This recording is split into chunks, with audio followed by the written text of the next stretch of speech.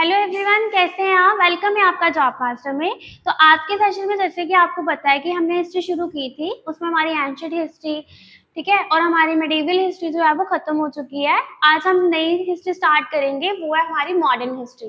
अब modern history जो है अब वो हम कंटिन्यू करने जा रहे हैं। तो उम्मीद करती हूँ कि जितना भी आपको करवाया जाएगा वो आपको अच्छे से समझ आएगा, आप अच्छे से उसको सपोर्ट करोगे ताकि अच्छे से अच्छा कंटेंट जो है वो हम आपके सामने ले आए। तो सबसे पहले जो हमारा टॉपिक रहेगा आज का, वो आपका रहेगा arrival of European companies in India, कि भारत में यूरोपीय कंपनी का आगमन, कि कैसे भारत में ये यूरोपीय कंपनीज थी वो आई थी। क्लियर है?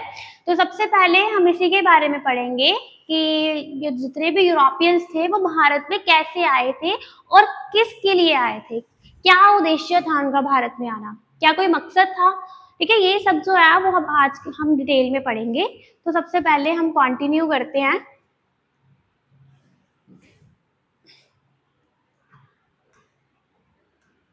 तो सबसे पहले 15वीं शताब्दी के अंत में कहते हैं कि जब 15वीं शताब्दी है, जब उसका अंत हुआ तो भारत के लिए समुद्री मार्ग खोजे गए। ठीक है, 15वीं शताब्दी का जब क्या हुआ था, अंत हुआ था, उसकी एंडिंग थी, तो समुद्री मार्ग खोजे गए थे कि समुद्र से भी लोग कैसे वहां से इधर आ सकते हैं और यहाँ के लोग जो हैं वो वहां जा सकते हैं। क्लियर?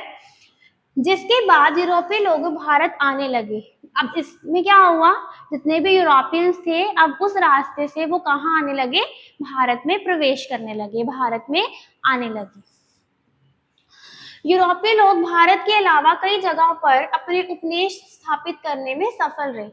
वो ये नहीं था कि सिर्फ उन्होंने भारत में ही अपने सेटअप लगाए थे, उन्होंने भारत के अलावा बहुत सारे ऐसे इलाके थे यहाँ पे अपने उपनि जो थे, ठीक है, जो अपनी मतलब की कॉलोनीज थी, उनको क्या कहते हैं, इस्टेब्लिश किया था और इस्टेब्लिश करने में वो सफल भी रहे थे। क्लियर? लेकिन इनमें से कई का मुख्य आकर्षण भारत ही था, पर उनका जो मेन मकसद था वो क्या था, भारत ही था, भारत ही उनका टारगेट था, भारत में ही उन्होंने आना था। ठीक है, तो जो मेन मकसद था, बहुत सारे भारत को छोड़ के बहुत सारी जगहों पे उन्होंने अपने उपनिवेश किए और सफल भी रहे, बट उनका जो मेन मोटिव था, मेन टारगेट था, वो क्या था, हमारा इंडिया, हमारा भारत। अब सीक्वेंस में बहुत सारे यूरोपियंस हमारे इंडिया में आए, बट एक सीक्वेंस के साथ, ये नहीं है कि इकट्ठे आ गए या पहले वो आए फिर बाद में फिर दोबारा वो आ गए, ऐसा कुछ नहीं है। जितने भी यूरोपियंस थे वो हमारे भारत में जब आए हैं तो वो सीक्वेंस में आए हैं। ठीक है, सबसे पहले पुर्तगाल जो है वो 1498 एडी में आए। ठीक है, उसके बाद डच, 1 सेकेंड, उसके बाद डच, ये तुम्हारे 1596 में आए हैं। ब्रिटिश जो है वो तुम्हारे 1600 में आए हैं। दानिश जो है वो तुम्हारे 1616 में आए हैं। ठीक है, और अगर मैं बात करूं फ्रेंच की तो वो आए हैं 1664 में। वो कब आए हैं? 1664 में। तो ये किनका सीक्वेंस है, ये आपको पता होना चाहिए कि पहले कौन आया, फिर कौन आया, फिर उसके बाद। तो ये आपको सीक्वेंस जो है वो अच्छे से पता होना चाहिए कि किस सीक्वेंस में ये जो यूरोपियन कंट्रीज थी वो हमारे भारत में क्या करती हैं, प्रवेश करती हैं। इतना क्लियर? चलो नेक्स्ट पढ़ेंगे अब। ऑन मई 1498 कहते हैं, अगर हम बात करें तो 1798 की, तो पुर्तगालों का वास्को डे गामा भारत के तट पर आया था। जो पुर्तगाल, सबसे पहले कौन आए थे? पुर्तगाल। पुर्तगालों का जो था वास्को डे गामा, वो भारत के कहाँ पे आया था?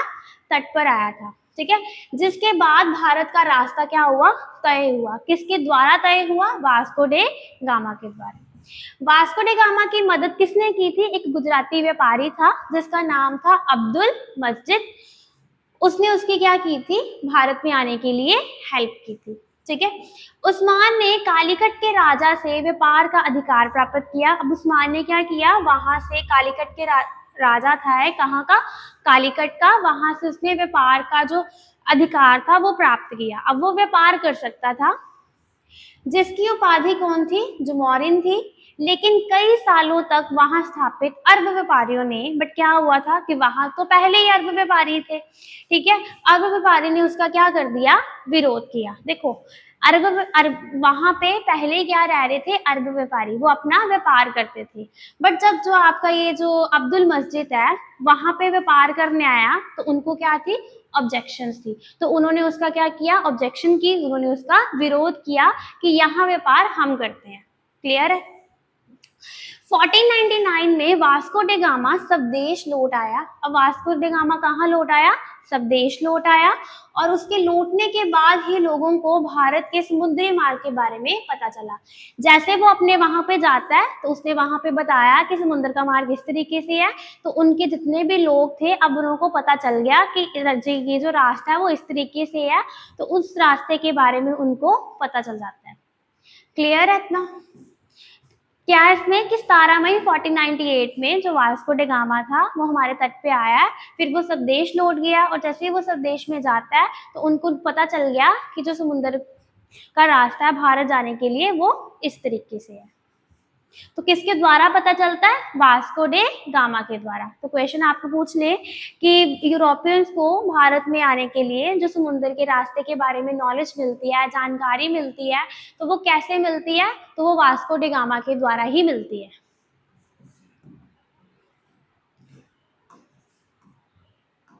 अब नेक्स्ट में कहा गया है फ्रांसिस्को डे गामा अल्मीडिया। अब फ्रांसिस्को डे गामा अल्मेडा जो कि 1505 से लेके 1509 ईस्वी तक था, he came to India as the first Portugal governor. वो इंडिया आया था और पहला पुर्तगाली गवर्नर था जो हमारे इंडिया में आया था। अगर आपसे क्वेश्चन पूछ लिया जाए कि पहला गवर्नर कौन था पुर्तगालियों का जो इंडिया आया था, तो वो कौन था, फ्रांसिस्को डी अल्मेडा। ठीक है।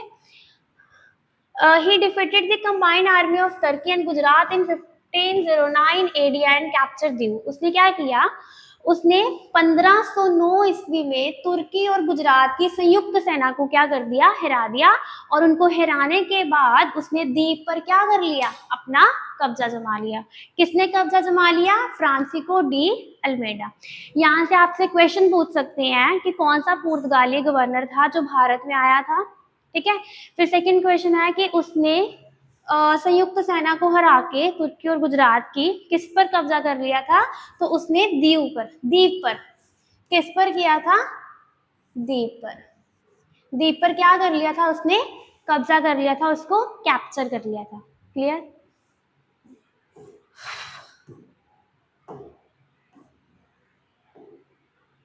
अब नेक्स्ट में कहा गया डच। अब हम हमारा जो पुर्तगाली था वो इतना ही था। अब हम नेक्स्ट पढ़ेंगे किसके बारे में, पढ़ेंगे डच के बारे में। अब ये डच कौन थे, the Dutch came to India after the पुर्तगाली। पुर्तगालियों के बाद भारत में जो आने वाले थे अब वो कौन थे, डच। ठीक है।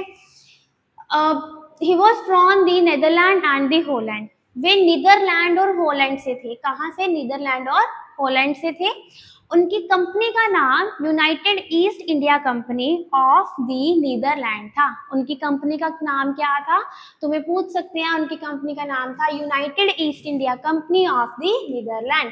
किनकी कंपनी थी ये, डच की कंपनी थी। उसके बाद डचों ने भारत पर पहली फैक्ट्री, अब डच जब इंडिया आते हैं तो उन्होंने इंडिया में अपनी पहली फैक्ट्री को इस्टेब्लिश किया। पहली फैक्ट्री को जब उन्होंने इस्टेब्लिश किया तो वो कब किया, 1605 में। उनकी पहली जो कंपनी थी, जब पहली फैक्ट्री बोल लो, उन्होंने भारत पे स्थापित की थी। तो उनकी पहली जो फैक्ट्री थी वो थी मसूलीपट्टनम। वो क्या थी, मसूलीपट्टनम। अब मसूलीपट्टनम फैक्ट्री जो है वो उन्होंने स्थापित की थी भारत में। कहाँ, ठीक है। डचों का पहला जत्था कॉर्नलिस हाउंटमॉन के नेतृत्व में भारत आया। पहला जत्था जो था वो आया। डचों ने बंगाल में, अब उन्होंने बंगाल में पिपली में पहली फैक्ट्री स्थापित की थी। ठीक है। बंगाल में पिपली में उन्होंने अपनी पहली फैक्ट्री को क्या किया है, एस्टैब्लिश किया है, वहां पे उसको स्थापित किया है। अब बहुत इंपॉर्टेंट है, बहुत सारे क्वेश्चन यहाँ से राइज होते हैं, क्वेश्चन पूछे जाते हैं कि डच जब भारत में आते हैं तो उन्होंने अपनी पहली फैक्ट्री कहाँ स्टैब्लिश की, कौन सी की थी, सेकंड कौन सी की थी, थर्ड कौन सी की थी। तो डचों के द्वारा जो कारखाने स्थापित किए गए थे, सबसे पहले जो स्थापित किया गया था वो तुम्हारा था मसूलीपट्टनम। कौन सा था, मसूलीपट्टनम। मसूलीपट्टनम। पहली जो तुम्हारी शुरुआत की गई थी वो क्या की गई थी, मसूलीपट्टनम। और अगर मैं सेकंड की बात करूं तो वो थी तुम्हारी बिमलीपट्टनम, वो तुम्हारी क्या थी, बिमलीपट्टनम। और अगर थर्ड की बात की जाए तो वो थी तुम्हारी पुलकित, वो तुम्हारी क्या थी, पुलकित, ठीक है। और अगर अदर की बात की जाए तो वो सूरत थी, क्राइकल थी, चिंसुरा था, कोचिन था, कासिम बाजार था, बालासोर था और नागपट्टनम था। ये सारी की सारी फैक्ट्रीज जो थी वो इस्टेब्लिश की गई थी डंचों के द्वारा, कहाँ पे की गई थी, भारत में। The Dutch made Pulkit a trading center and headquarter। अब डंचों ने क्या किया था, पुलकित जो था उसको अपना एक व्यापारिक केंद्र और उसको अपना एक हेडक्वार्टर स्थापित कर दिया था। क्यों, क्योंकि वहां पे उसने अपनी पहली फैक्ट्री का क्या किया था, एस्टैब्लिशमेंट की थी, पहली फैक्ट्री वहां पे लगाई थी। यही रीजन था कि उसने अब पुलकित को अपना क्या कर लिया था, अपना सेंटर बना लिया था, किसका, व्यापारिक का। अब जो व्यापार करता था वो यहीं से उसका व्यापार होता था, ठीक है। In 1690 Nagapattinam was made the headquarter. फिर 1960 में उसने क्या किया, नागापट्टनम को अपना हेडक्वार्टर बना लिया, ठीक है, पुलकित।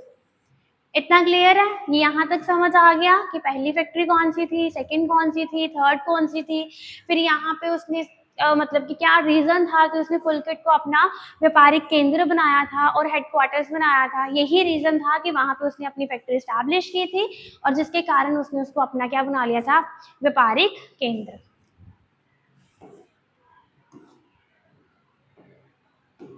अब नेक्स्ट पूछा गया है इस्टेब्लिश फोर्ट। अब डचों ने जहां पे अपनी फैक्ट्रीज इस्टेब्लिश की थी ना, उसी के साथ साथ उसने किला भी स्थापित कर दिया था। किसकी एस्टैब्लिशमेंट की थी, फोर्ट की। फोर्ट मतलब किला। Establishment of Gustavus fort at Chinsura in 1653। उसने यह किया था, चिंसुरा में गुस्तावस किले की स्थापना की थी। और कब की थी, 1653 ईस्वी में। कब की थी, 1653 ईस्वी में उसने स्टैब्लिशमेंट की थी, किसकी, गुस्तावस किले की। क्लियर है।